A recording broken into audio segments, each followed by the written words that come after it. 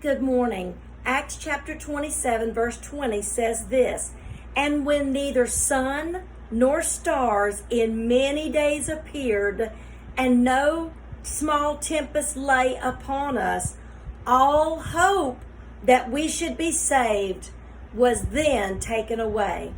You know, I just feel like the Lord today wants to speak to somebody, and He wants to remind you when it feels like there's no sun, when it feels like there's no moon and no stars, when it feels like you're in the deepest, darkest hour that you're facing, when it feels like the wind forces of life and the adversity in life is more than you can stand, I want you to be like Paul. I want you to be encouraged like Paul. Paul had already told them as he was being passed from ship to ship, destination to destination. He began to say, I know this is not where we need to do. This is not where we need to go. We need to stay where we're at because harm is coming our way. You see, the enemy wants to put harm in your way. The enemy wants to bring something against you that will cause you to be down and out. But today, I want you to be encouraged and know that God Himself is on your side and that He Himself will move on your behalf.